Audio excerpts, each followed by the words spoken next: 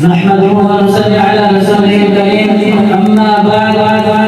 أعوذ بالله من الشيطان الرجيم بسم الله الرحمن الرحيم إنما يخشى الله من عباده العلماء فرم صدر عزيزي حقر حضرت السحاب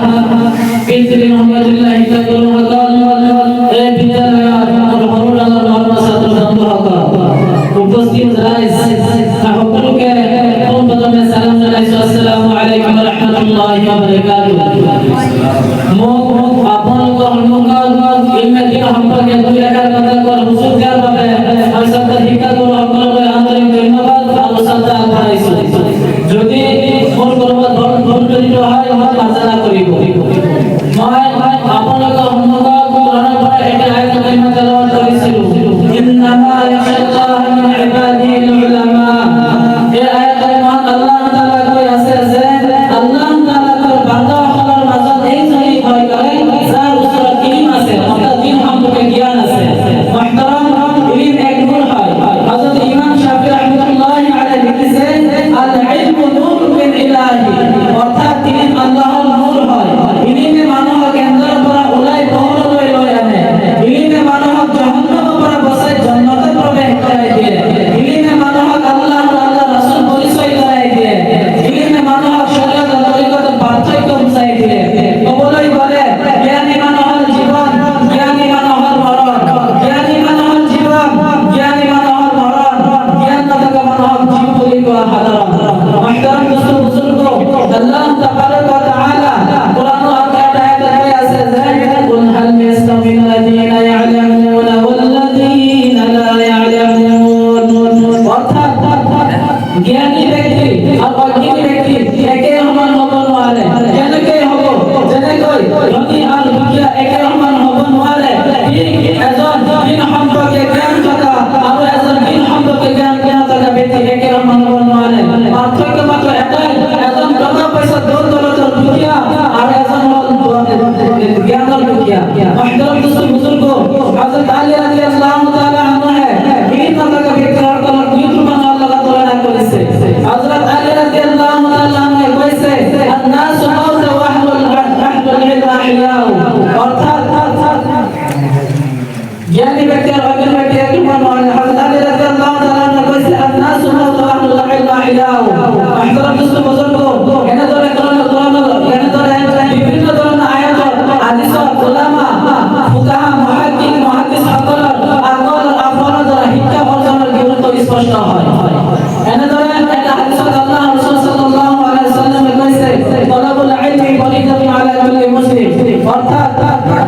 ইলম অর্জন করা সকল মানুষের উপর ফরজ যেনেকৈ নামাজ পড়া সকল মুসলমানের উপর ফরজ রোজা রাখা ফরজ ঠিক এনেকৈ জ্ঞান অর্জন করা ফরজ এতিয়া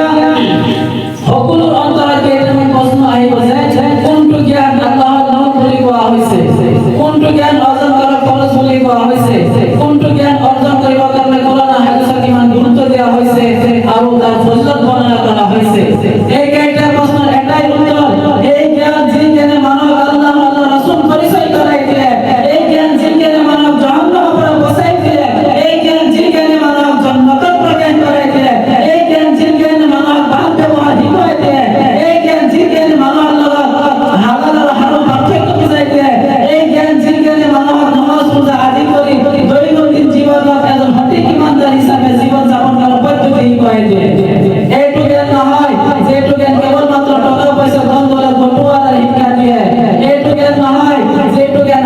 শান্তি সম্পত্তি নামত নিজৰ ঈমান ও ইসলাম বিক্রি করলে বাধা দিয়ে অর্থাৎ দিন সম্পর্কে জ্ঞানী আসল জ্ঞান দিন সম্পর্কে জ্ঞানী আল্লাহর নূর হয় দিনে শিক্ষায় মানুষের নামাজ আর ফরজ পড়তে কয় দিয়ে দিনে শিক্ষাটো একটু এনেকে শিক্ষা হয় একটু আপনার আর জন্মের পর আরম্ভ করে মৃত্যু আর তার পিছত কবর এন্দার ঘরের পর লয় কিয়ামতের দিনে জান্নাতে প্রবেশ করার লয়কে আপনার আর নগরে হয়ে থাকিব এতিয়াও লগেরি দিয়ে কিন্তু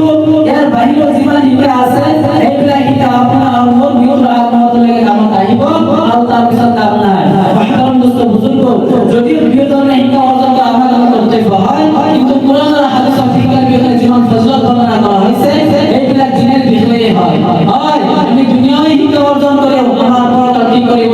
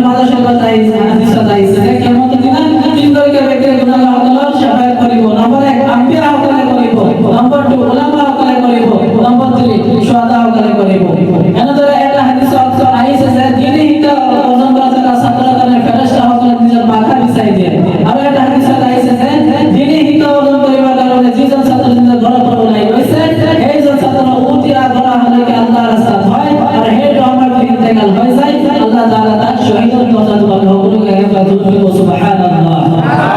আমরা বুজুর্গ এনে ধরে বহুত হাদিস উলামা আর তলবা সকল ফজিলত বর্ণনা করা হয়েছে কিন্তু এই ইলমের লগে লাগে আমলের প্রয়োজন আছে বিনা আমলত ইলমের কোনো মূল্য নাই আরবি ভাষার একটা মাকুলা কই ও ব্যক্তি হামলিসু আল ইলমু বিলা আমালি আশাজারি বিলা সামারি মহান আল্লাহ পাক আমি সকলকে ইলমে দিন অর্জন করি তার উপর আমল করার তৌফিক দান করুন আমিন ওয়া আখির দাওয়ানা আলহামদুলিল্লাহি রাব্বিল আলামিন